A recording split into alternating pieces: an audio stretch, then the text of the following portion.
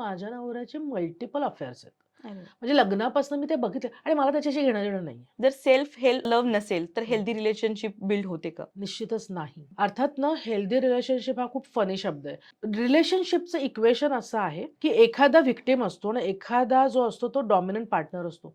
पण मी असं काही-काही रिलेशनशिपमध्ये बघितलेलं आहे, की victims are happy in that space. म्हणजे माझ्याकडे एक काकू आल्या होत्या. त्यांचं वय असेल 60चं आणि त्यांच्या मुलीने जबरदस्ती पाठवलेलं होतं आणि त्यांनी सांगितलं, की "हे बघा माझ्या नवऱ्याचे मल्टिपल अफेअर्स आहेत." अरे वाह! म्हणजे लग्नापासून मी ते बघितले आणि मला त्याच्याशी घेणं-देणं नाहीये. त्यांनी माझ्या घराच्या बाहेर काहीही जाऊन करावं, घरात काही आणू नका आणि माझ्या मुलांसाठी नीट पैसे ठेवा, मग वरचे पैसे तुम्ही कोणावरही खर्च करा. अरे बापरे! अशा व्यक्तीला मी काहीच काउन्सिल नाही करू शकत.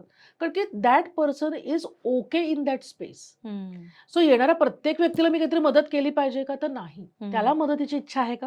हं, त्याने मला ती मागितली आहे का? आणि हं, त्याच्यासाठी तो काही करायला तयार आहे का? हं, तरच काउन्सिलिंग किंवा कुठल्याही प्रकारची थेरपी होऊ शकते. पण दॅट पर्सन इज ओके. हं, बाहेर जाऊन काही करा, घरी आणू नका. एवढंच त्यांचं एकमेव मागणं असेल, हं, इथे माझा रोल संपतो. त्याच्यामुळे फार महत्वाचं आहे, की from where that client is coming. हं. कुठल्या माइंडसेटनी क्लायंट तुमच्याकडे आहे.